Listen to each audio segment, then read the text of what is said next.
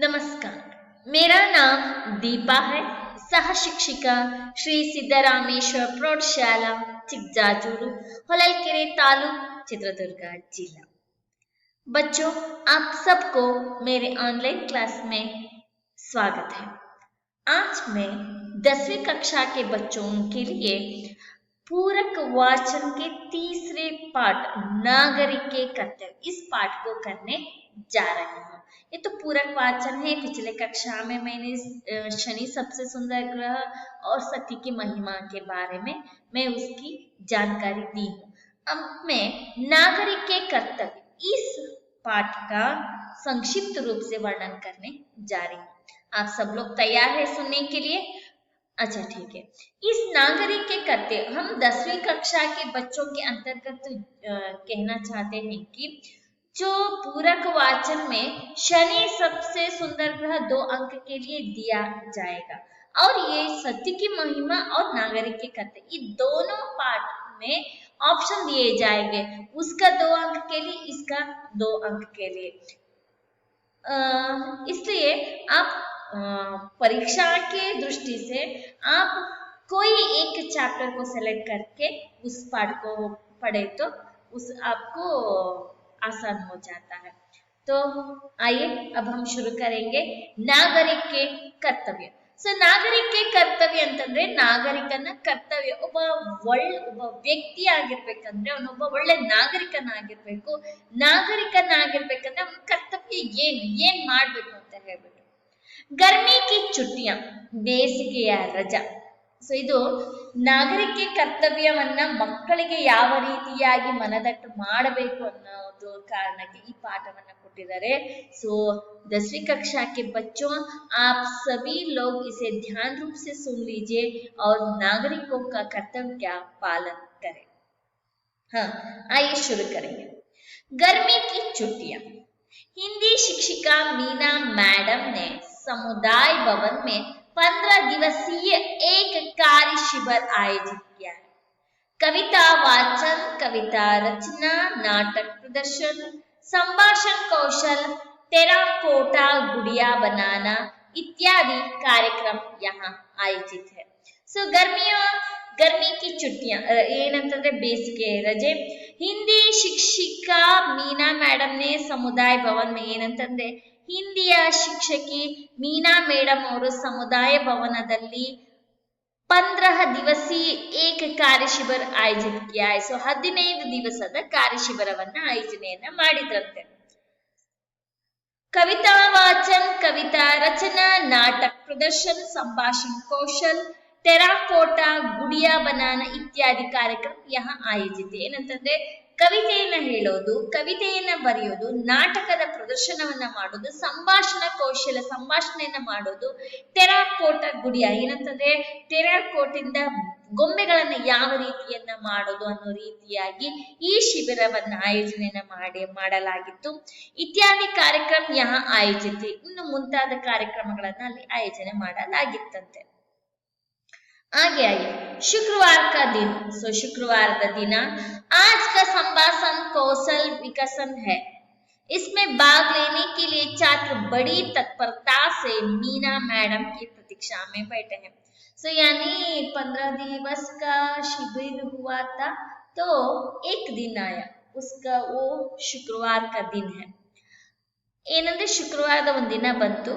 आज का संभाषण कौशल विकसन है। ಇವತ್ತು ಟಾಪಿಕ್ ಏನಂತಂದ್ರೆ ಸಂಭಾಷಣೆ ಕೌಶಲ್ಯವನ್ನ ಹೇಗೆ ಬೆಳೆಸೋದು ಅದರ ಬಗ್ಗೆ ವಿಷಯ ಇತ್ತು। इसमें भाग लेने के लिए ಈ ಸಂಭಾಷಣೆ ಕೌಶಲ್ಯದಲ್ಲಿ ಭಾಗವಹಿಸಲಿಕ್ಕೋಸ್ಕರ छात्र बड़ी तत्परता से मीना मैडम की प्रतीक्षा में बैठे हैं। ಏನಂತಂದ್ರೆ ವಿದ್ಯಾರ್ಥಿಗಳು ಬಹಳ ಅಂದ್ರೆ ತುಂಬಾ ಆಸಕ್ತಿಯಿಂದ ಮೀನಾ ಮೇಡಮ್ ಅವರ ಪ್ರತೀಕ್ಷೆಯನ್ನ ಅಂದ್ರೆ ಅವ್ರನ್ನ ಕಾಯ್ತಾ ಇದ್ರಂತೆ। ಹಾಗೆ मीना मैडम आकर बोर्ड पर लिखती है, संभाषण का विषय नागरिकों के मूल कर्तव्य। ಮೀನಾ ಮೇಡಮ್ ಅವರು ಬಂದ್ಬಿಟ್ಟು ಬೋರ್ಡ್ ಮೇಲೆ ಬರೀತಾರೆ, ಸಂಭಾಷಣೆಯ ವಿಷಯ ಏನಂತಂದ್ರೆ ನಾಗರಿಕೋಂ ಕೆ ಮೂಲ ಕರ್ತವ್ಯ, ನಾಗರಿಕನ ಮೂಲ ಕರ್ತವ್ಯ ಏನು।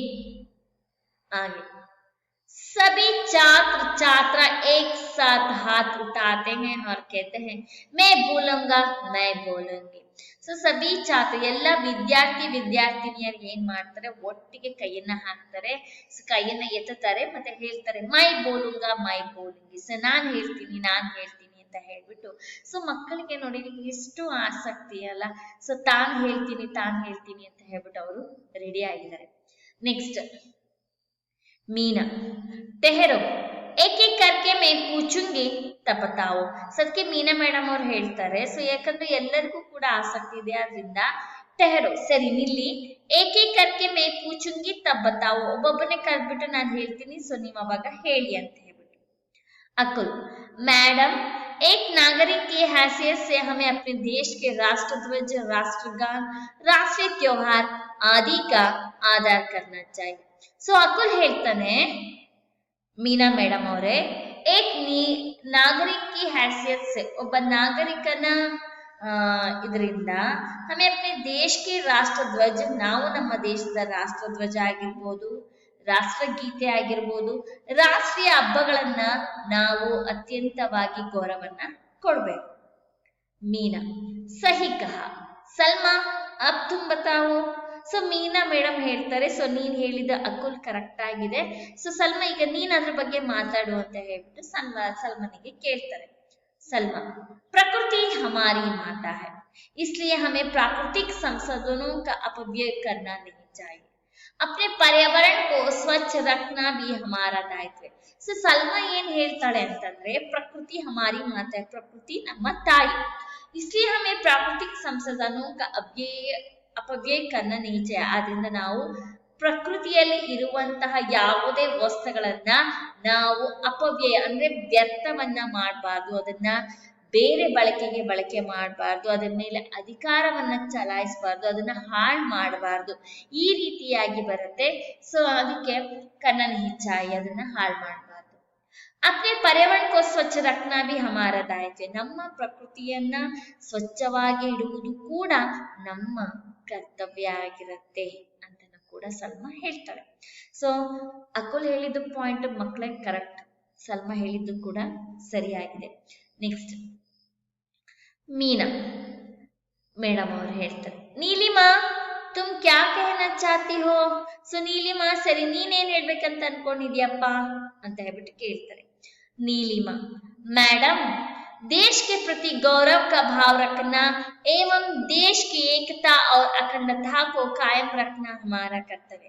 ಸೊ ನೀಲಿಮಾ ಹೇಳ್ತಾಳೆ, ಮೇಡಮ್ ಅವರೇ, ದೇಶಕ್ಕೆ ಪ್ರತಿ ಗೌರವ का भाव रखना, ದೇಶದ ಬಗ್ಗೆ ಗೌರವದ ಭಾವನೆಯನ್ನು ಇಟ್ಕೊಳ್ಳೋದು, ಹಾಗೂ ದೇಶಕ್ಕೆ ಏಕತಾ, ದೇಶದ ಏಕತೆ और ಅಖಂಡತಾ को कायम रखना हमारा कर्तव्य. ದೇಶದ ಏಕತೆ ಹಾಗೂ ಅಖಂಡತೆಯ ಬಗ್ಗೆ ಸೊ ನಾವು ಗೌರವನ್ನ ಇಟ್ಕೊಳ್ಳೋದು ನಮ್ಮ ಎಲ್ಲರ ಕರ್ತವ್ಯ. ನೆಕ್ಸ್ಟ್ ಮೀನಾ ಮೇಡಮ್, ತುಮಾರ ವಿಚಾರ ಬಿಲ್ಕುಲ್ ಸಹಿ, ನಿನ್ನ ವಿಚಾರ ಸರಿಯಾಗಿದೆ. ಅನ್ವರ್, ತುಮ್ ಕುಚ್ कहने को उतावले दिख रहे हो. ಸೊ ಅದಕ್ಕೆ ನಿನ್ನ ವಿಚಾರ ಸರಿ ಇದೆ. ಅನ್ವರ್, ನೀನ್ ಹೇಳಪ್ಪ, ನೀನೇನೋ ಹೇಳ್ಬೇಕಂತ ಕಾಯ್ತಾ ಇದೆಯಲ್ಲ ಅಂತ ಹೇಳ್ಬಿಟ್ಟು ಕೇಳ್ತಾರೆ ಮೀನಾ ಮೇಡಮ್. ಯಾಕಂದ್ರೆ ನಾನು ಅಂತ ಹೇಳ್ಬೇಕಾದ್ರೆ ಸೊ ಅವಾಗ ಇವನು ಅನ್ವರ್ ಹೇಳ್ಬೇಕಂತ ಅನ್ಸುತ್ತೆ, ಅದಕ್ಕೆ ಅನ್ವರ್ಗೆ ಕೇಳ್ತಾರೆ. ಹಾಗೆ अनवर, हाँ मैडम, मैं कहना चाहता हूँ कि समस्त देशवासियों के प्रति भाईचारे का भाव रखना और जाति, धर्म, भाषा, प्रदेश, वर्ग पर आधारित सभी भेदभावों से दूर रहना चाहिए. ಅನ್ವರ್ ಹೇಳ್ತಾನೆ, ಹೌದು ಮೇಡಮ್, ಮೇ ಕಹನಾ ಚಾಹತಾ ಹೂಂ ಕಿ, ನಾನು ಹೇಳಕ್ ಇಷ್ಟಪಡ್ತಾ ಇದ್ದೀನಿ ಏನಂತಂದ್ರೆ, ಸಮಸ್ತ ದೇಶವಾಸಿಯೋಂಕೆ ಪ್ರತಿ, ಇಡೀ ದೇಶದಲ್ಲಿ ವಾಸ ಮಾಡೋರ ಬಗ್ಗೆ ಭಾಯ್ಚಾರೆ का भाव रखना, ಏನಂತಂದ್ರೆ ಪರಸ್ಪರ ಸ್ನೇಹ ಭಾವನೆಯನ್ನ ಇಟ್ಕೊಳ್ಳೋದು, ಭಾವ ರಖನ, और ಜಾತಿ, ಧರ್ಮ, ಭಾಷೆ, ಹಾಗೂ ಜಾತಿ, ಧರ್ಮ, ಭಾಷೆ, ಪ್ರದೇಶ, ವರ್ಗ ಪರ್ ಆಧಾರಿತ, ಏನಂತಂದ್ರೆ ವರ್ಗದ ಮೇಲೆ ಆಧಾರಿತವಾಗಿರುವಂತ ಎಲ್ಲ ಭೇದ ಭಾವಗಳನ್ನ ದೂರ ಮಾಡಿ ನಾವು ಎಲ್ಲರೂ ಕೂಡ ಒಂದೇ ಅಂತ ಇರ್ಬೇಕು ಅಂತ ಹೇಳ್ಬಿಟ್ಟು ಅನ್ವರ್ ಅವರು ಹೇಳ್ತಾರೆ. ನೆಕ್ಸ್ಟ್ ಆಗಿ ಮೀನಾ मैडम, 100% सही बात अनवर, कोई और कुछ कहना चाहता है. ಸೊ 100 ಪರ್ಸೆಂಟೇಜ್ ನೀನ್ ಹೇಳಿದ್ದು ತುಂಬಾ ಸರಿಯಾಗಿದೆ ಅರ್ನವ್. ಸೊ ಇನ್ನು ಯಾರಾದ್ರೂ ಹೇಳಕ್ ಇಷ್ಟಪಡ್ತೀರಾ ಅಂತ ಹೇಳ್ಬಿಟ್ಟು ಮೀನಾ ಮೇಡಮ್ ಅವರು ಕೇಳ್ತಾರೆ. जॉर्ज, वैज्ञानिक दृष्टिकोण और सुधार की भावना का विकास करना भी नागरिक का कर्तव्य होता है ना ಮೇಡಮ್. ಸೊ ವೈಜ್ಞಾನಿಕ ದೃಷ್ಟಿಕೋನದ ಪ್ರಕಾರ ಸುಧಾರಣೆಯನ್ನು ತರಲಿಕ್ಕೆ, ಅದರ ಭಾವನೆಯನ್ನ ಬೆಳವಣಿಗೆ ಮಾಡ್ಲಿಕ್ಕೋಸ್ಕರ ನಾಗರಿಕನ ಕರ್ತವ್ಯ ಹೌದಲ್ಲ ಮೇಡಮ್ ಅಂತ ಹೇಳ್ಬಿಟ್ಟು ಕೇಳ್ತಾನೆ ಜಾರ್ಜ್. ಮೀನಾ ಮೇಡಮ್, ಹಾ ಜಾರ್ಜ್, इतना ही नहीं, देश की रक्षा के लिए कटिबद्ध रहना, सार्वजनिक संपत्ति को सुरक्षित रखना, व्यक्तिगत और सामूहिक दृष्टि से देश के उत्कर्ष के लिए सतत प्रयत्नशील रहना इत्यादि भी हमारे कर्तव्य. ಹೌದು ಜಾರ್ಜ್, ನೀನ್ ಹೇಳೋದು ಕರೆಕ್ಟ್. ದೇಶವನ್ನ ರಕ್ಷಣೆಯನ್ನ ಮಾಡೋದ್ರಲ್ಲಿ ನಾವು ತಯಾರಾಗಿರ್ಬೇಕು, ಮತ್ತೆ ಸಾರ್ವಜನಿಕ ಸಂಪತ್ತನ್ನ ಸುರಕ್ಷಿತವಾಗಿರ್ಬೇಕು, ವ್ಯಕ್ತಿಗತವಾಗಿರ್ಬೋದು, ಸಾಮೂಹಿಕ ದೃಷ್ಟಿಯಿಂದ ಆಗಿರ್ಬೋದು, ದೇಶಕ್ಕೆ ಉತ್ಕರ್ಷಕ್ಕೆ ಲಿಯೇ ಸತತ್ ಪ್ರಯತ್ನಶೀಲ್ ರಹನಾ. ಸೊ ಏನಂತಂದ್ರೆ ದೇಶವನ್ನ ಉನ್ನತ ಮಟ್ಟಕ್ಕೆ ಹೋಗ್ಬೇಕಂದ್ರೆ, ಉನ್ನತ ಮಟ್ಟಕ್ಕೆ ತಗೊಂಡ್ಬರ್ಬೇಕಂದ್ರೆ ನಾವು ಸತತವಾಗಿ ಪ್ರಯತ್ನಶೀಲರಾಗಿರ್ಬೇಕು. ಇತ್ಯಾದಿ भी हमारे ಕರ್ತವ್ಯ, ಮುಂತಾದವುಗಳು ಕೂಡ ನಮ್ಮ ಕರ್ತವ್ಯ ಆಗಿದೆ. ನೆಕ್ಸ್ಟ್ ಸ್ಟೆಲಾ, हमें अपनी संस्कृति और गौरवशाली परंपरा का सम्मान करना है, संविधान के नियमों का पालन भी करना चाहिए. ಸೊ ಸ್ಟೆಲಾ ಹೇಳ್ತಾಳೆ, ಮೇಡಮ್ ಅವರೇ, ಹಮೆ ಅಪ್ನೆ ಸಂಸ್ಕೃತಿ, ನಾವು ನಮ್ಮ ಸಂಸ್ಕೃತಿ ಹಾಗೂ ಗೌರವಕ್ಕೆ ಒಳಪಟ್ಟಿರುವಂತಹ ಪರಂಪರೆಗೆ ಸಮ್ಮಾನವನ್ನ ಕೊಡಬೇಕು. ಸಂವಿಧಾನಕ್ಕೆ ನಿಯಮಕ ಪಾಲನೆ ಕರ್ನಾ ಚಾಹಿಯೆ, ಸಂವಿಧಾನದ ನಿಯಮವನ್ನ ಕೂಡ ಪಾಲನೆಯನ್ನ ಮಾಡಬೇಕು. नेक्स्ट बिंदु, धन्यवाद टीचर, आपने हमें इतना कुछ समझाया. ಸೊ ಧನ್ಯವಾದ ಟೀಚರ್ ಅವರೇ, ಸೊ ನೀವು ಇಷ್ಟೆಲ್ಲ ನಮಗೆ ತಿಳಿ ಹೇಳಿದ್ದೀರಾ, ತುಂಬಾ ತುಂಬಾ ಧನ್ಯವಾದಗಳು ಅಂತ ಬಿಂದು ಕೂಡ ಹೇಳ್ತಾರೆ. ನೆಕ್ಸ್ಟ್ ಮೀನಾ ಮೇಡಮ್, आज के बच्चे कल के नागरिक, ಇವತ್ತಿನ ಮಕ್ಕಳು ಮುಂದಿನ ಪ್ರಜೆಗಳು, ಮುಂದಿನ ನಾಗರಿಕರು. विद्यार्थियों, आज से नहीं अब से आप इन कर्तव्यों को पालन करना शुरू करो, इससे आपका हित तो होगा ही, देश का कल्याण भी होगा. ಸೊ ಏನಂತಾನೆ ಮೀನಾ ಮೇಡಮ್ ಅವ್ರು ಹೇಳ್ತಾರೆ, आज के बच्चे कल के नागरिक, ಇವತ್ತಿನ ಮಕ್ಕಳು ನಾಳೆಯ ನಾಗರಿಕರು. ವಿದ್ಯಾರ್ಥಿಯೋ आज से नहीं, ವಿದ್ಯಾರ್ಥಿಗಳ ಇವತ್ತಲ್ಲ, ಸೊ नहीं आज से नहीं, ಇವತ್ತಿಂದ ಅಲ್ಲ, अब से ही, ಇವತ್ತಿಂದನೇ आप इन कर्तव्यों को पालन करना शुरू करो, ನೀವು ಕರ್ತವ್ಯದ ಪಾಲನೆಯನ್ನ ಮಾಡಕ್ಕೆ ಶುರು ಮಾಡಿ.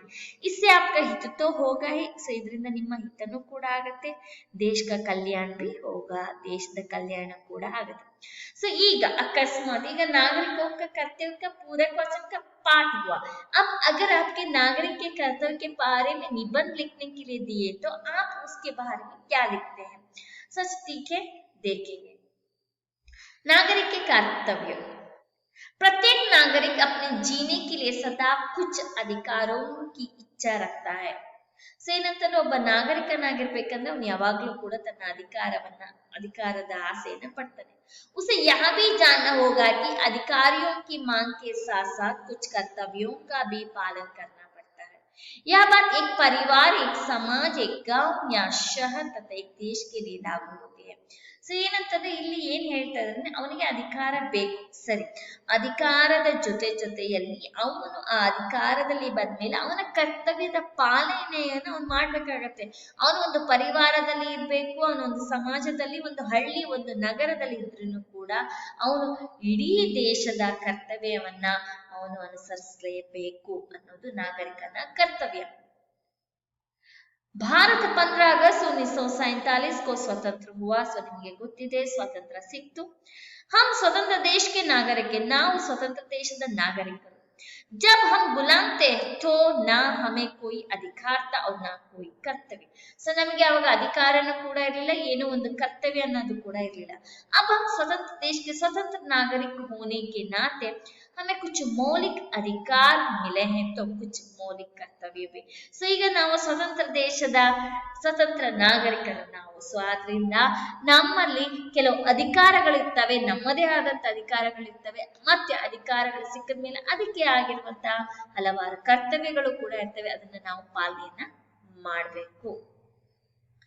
अधिकार और कर्तव्य एक सिक्के के दो पहलुओं के समान है।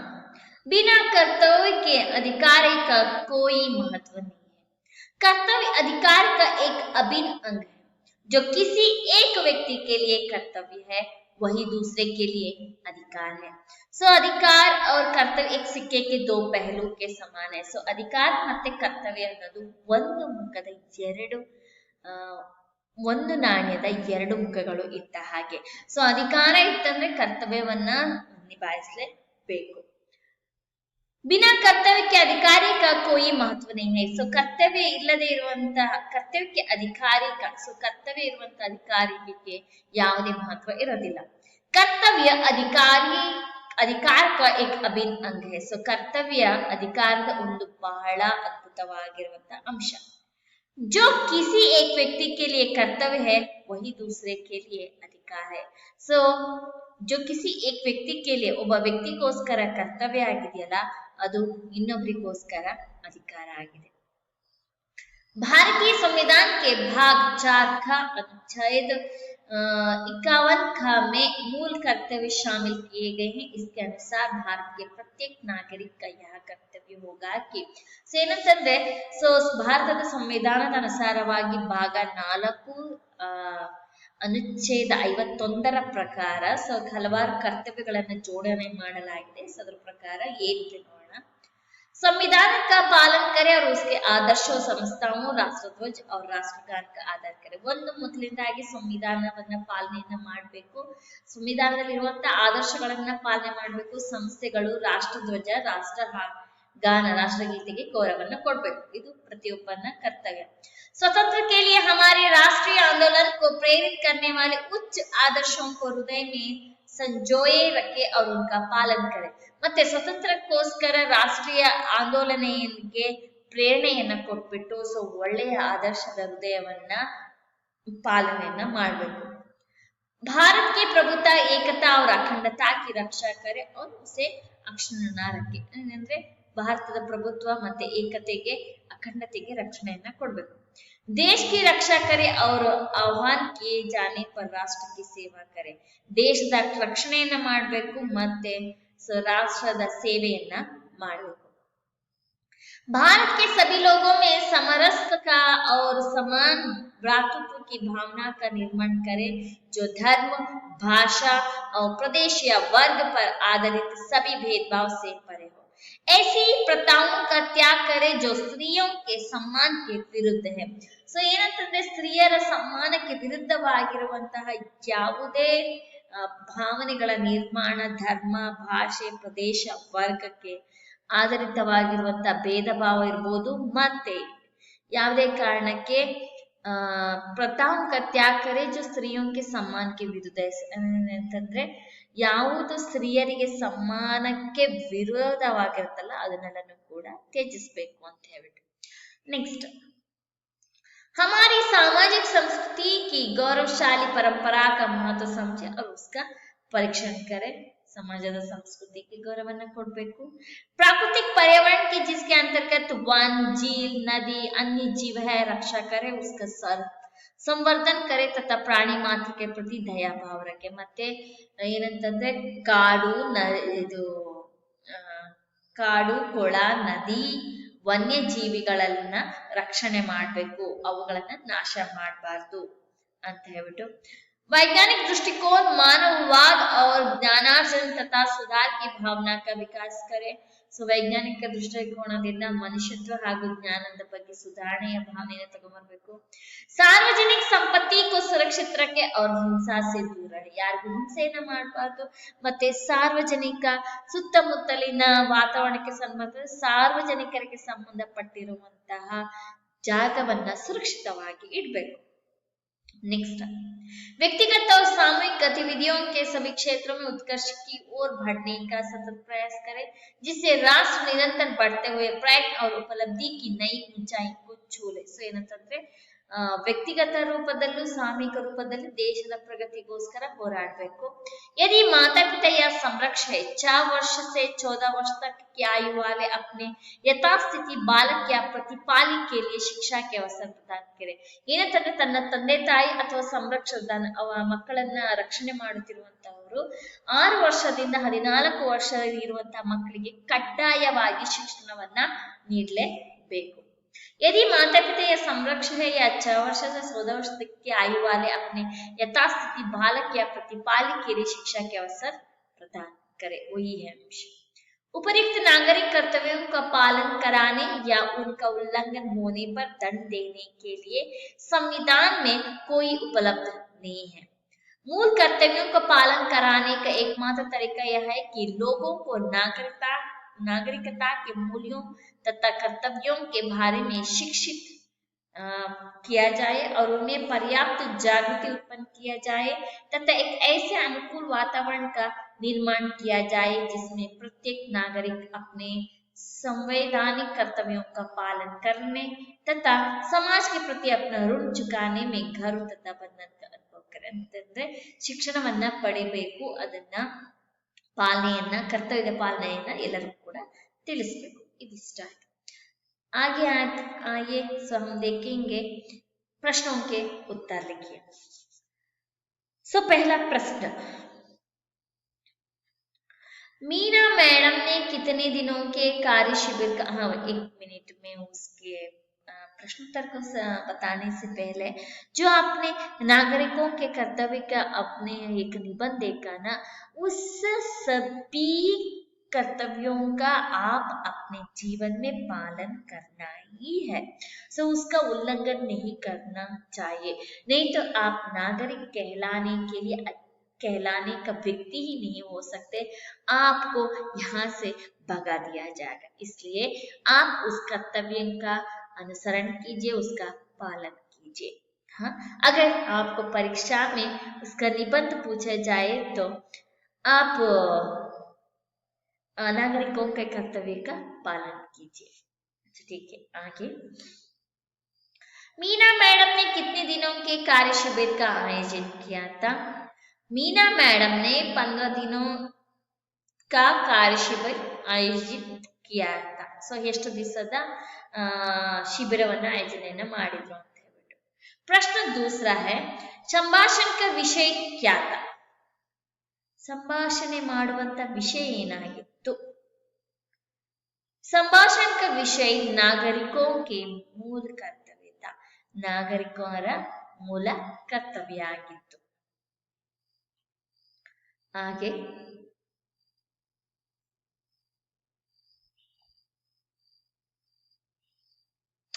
प्रश्न 3, अकुल ने मीना मैडम से क्या कहा?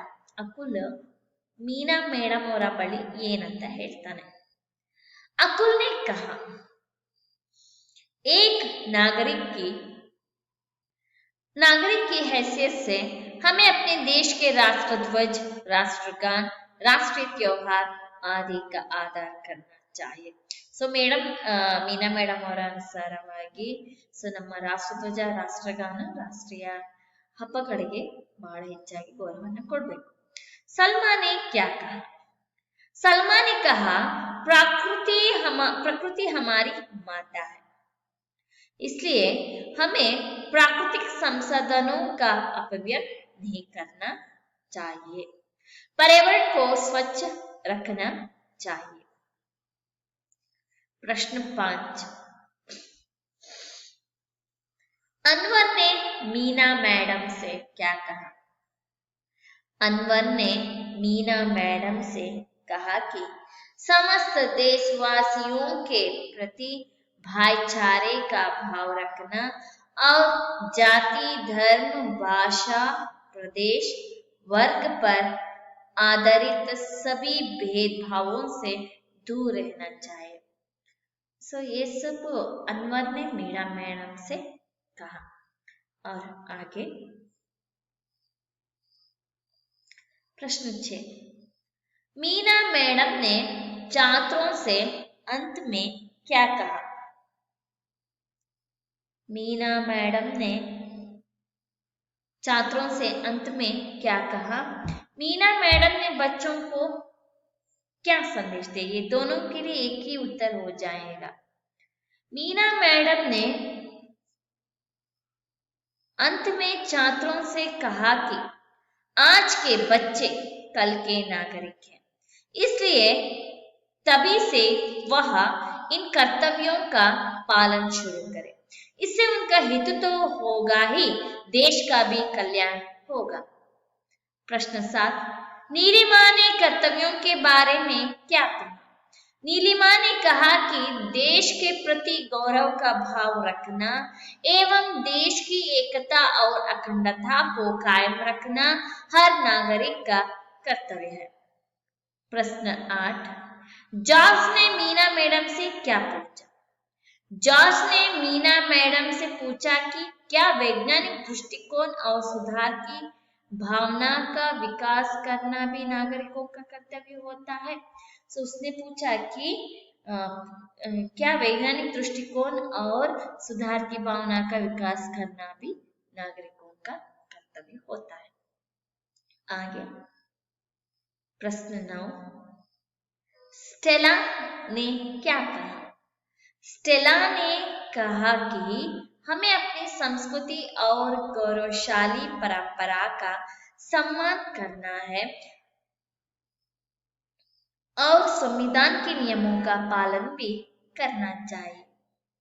आगे प्रश्न 10, मीना मैडम ने किन नागरिक कर्तव्यों का भी उल्लेख किया? नागरिक कर्तव्यों के बारे में बताते हुए मीना मैडम ने कहा कि देश की रक्षा के लिए कटिबद्ध रहना, सार्वजनिक संपत्ति को सुरक्षित रखना, व्यक्तिगत और सामूहिक दृष्टि से देश के उत्कर्ष के लिए सतत प्रयत्नशील रहना भी हमारे कर्तव्य है। नागरिकों के कोई 3 कर्तव्य बताइए। हमें अपने देश के राष्ट्रध्वज, राष्ट्रगान, राष्ट्रीय त्योहार का आदर करना चाहिए। हमें देश की रक्षा के लिए कटिबद्ध रहना चाहिए। अपने पर्यावरण को स्वच्छ रखने का दायित्व भी हमारा ही है। आगे प्रश्न 12 के ले जाएंगे। नागरिकों के प्रमुख कर्तव्य लिखिए। अपने देश के राष्ट्रध्वज, राष्ट्रगान, राष्ट्रीय त्योहार आदि का आदर करना चाहिए। प्राकृतिक संसाधनों का अपव्यय करना नहीं चाहिए। अपने पर्यावरण को स्वच्छ रखना हमारा दायित्व है।